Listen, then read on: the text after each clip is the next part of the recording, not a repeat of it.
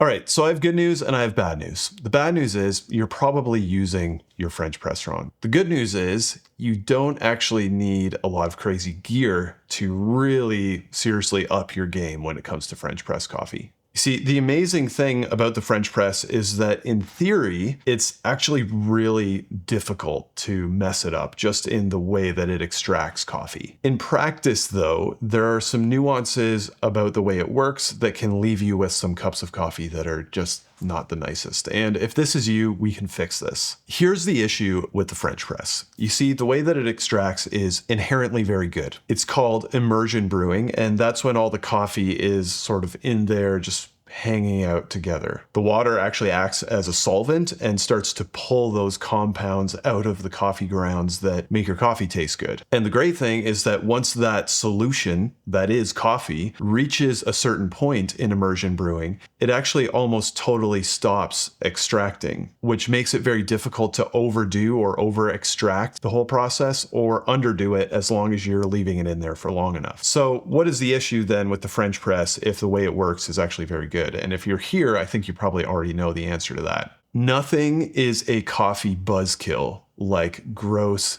grit in your cup. And mastery of the French press has a lot to do with the elimination of that. We need to take a couple steps back, though, further than that, because there are some more foundational mistakes that a lot of people make with their French press. Whenever you're brewing coffee, there is going to be a ratio of ground coffee to the amount of water that you're using. And with French press, it's very often that people either don't think about that at all or get it wrong. If you look up coffee to water ratio online, it'll most likely turn up the most commonly used ratio for filter coffee, which is often 1 part coffee to 16 parts water. With the French press, you should actually use a little bit more coffee than that. So 1 part coffee to 14 or 15 parts water. And the reason for that is because immersion, even though it's more forgiving, is a little bit less efficient at extracting coffee than percolation or drip coffee. Now, if you're brand spanking new to this or you haven't gotten one of these yet, one of my top tips for consistency in coffee making is actually just getting a cheap kitchen scale with a timer. And you can use that to figure out how to get to that 1 to 14 to 1 to 15 ratio by just balancing out water and coffee. If you don't have a kitchen scale or you're not interested in doing that, I'm going to leave a loose chart on the screen here that you can just pause and refer back to. It's not perfect, but it'll give you enough to get started. Now, for this French press, I'm going to use 650 ml of water, and at our desired ratio of 1 to 14 to 1 to 15, that's between 40 and 45 grams of ground coffee, which I have in this little cup here. Now, I've ground quite a bit finer than what you might think you would need to do for French press. We're going to talk a little bit more about that in a sec. Fresh ground coffee is best, although you can use pre-ground coffee. But before we talk about the coarse fine thing, I want to give you a really quick note on coffee grinders. If you happen to be using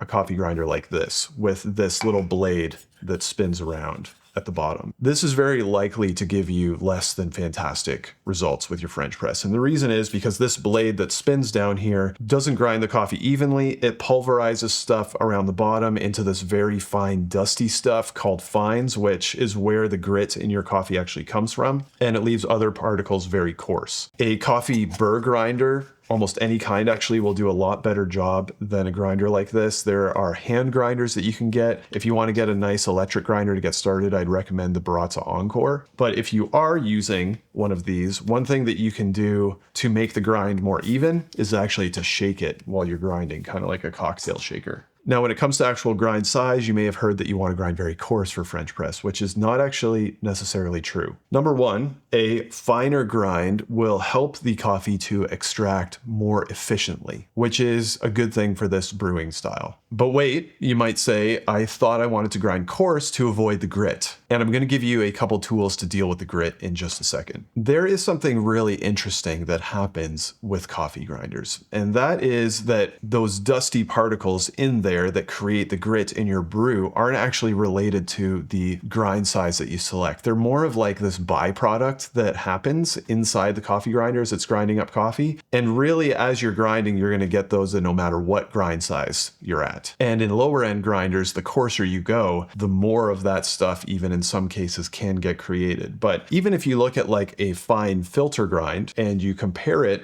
to the size of the holes in the mesh in the bottom of your French press, you'll see that most of the grounds are actually way bigger than the mesh here. So I'm going to get my coffee scale and I'm going to dump my ground coffee in there. Once again, for me, that's about 45 grams of coffee. And then I'm going to start my timer and start filling it up.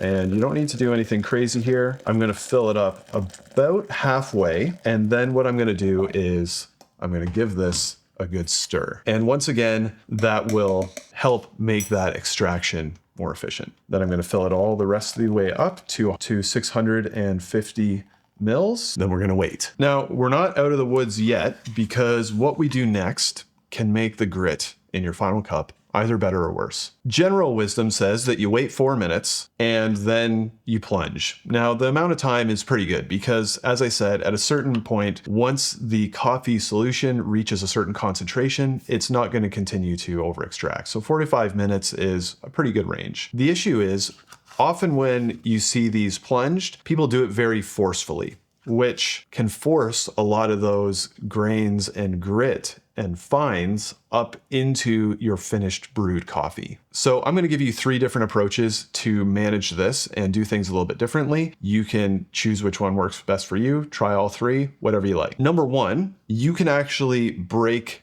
this crust that forms up here at around the 4-minute mark. Then you let all the coffee grounds settle to the bottom and you skim off the top layer with a spoon or a couple spoons. That can work, but there's a big caveat to doing that. You see, it will look like there's no grounds in there, but the very act of breaking that crust will create a lot of turbulence, which will suspend a lot of those fines, which give the grit in your coffee that's still sitting there. And those fines can then even more easily pass through this filter and end up in your final cup. What you need to do if you're going to do that is you need to wait almost another 5 minutes for all that stuff to settle to the bottom and then do a very slow controlled plunge. Now, I've suggested this to people in the past and they say, what are you, crazy? I'm going to spend 10 minutes making my French press. Not interested in that. And that is a totally fair point. Now, for everybody else who doesn't want to wait for 10 minutes for a French press, what can you do? The extraction is going to be more or less complete after the 4 or 5 minute mark. And the easiest thing to do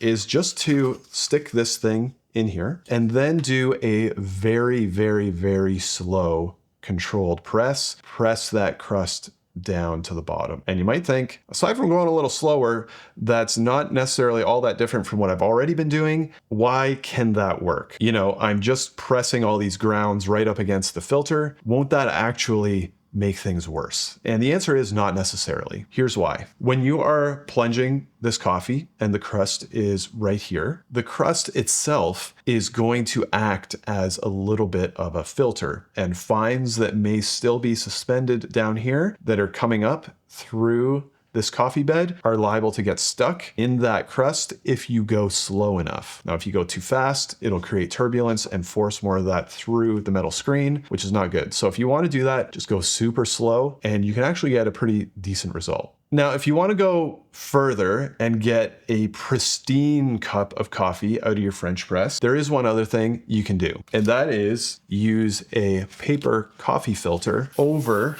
the screen of your French press. Doesn't have to be anything fancy, whatever you got. If you got these wedge-shaped filters, you know, you can just literally open it up, slip it over the bottom like this as best you can. And as long as it is covering the whole filter, you can just jam it right down into that thing. I find these circular filters a little bit easier to use. You can just flatten them out and put the screen down right onto the filter and then slip it into your French press just like that, and then press down very, very slowly. And when you're doing this, you're going to feel a little bit more resistance because of that paper filter. That's okay, because the cup of coffee that's going to come out the other side is going to be way cleaner. So, you know, don't force it. Don't use too much force to try and get that to go down faster than it naturally wants to. Just keep a smooth, even pressure on that thing and force the coffee down to the bottom. And this is the way that you can get unbelievably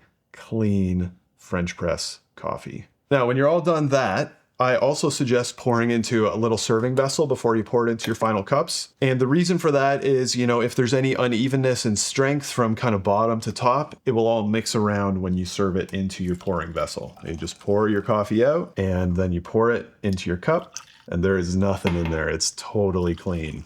Yep, this cup too. And even left in here, there is nothing in that. Let's give this a taste.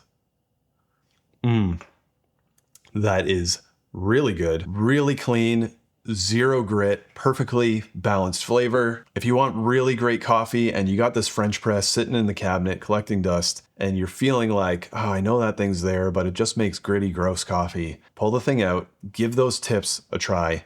Let me know how it goes. I'll leave a video right here on how to choose a coffee grinder if that's something that you want to have a look at. I hope your next cup of coffee is fantastic, and we'll see you next time.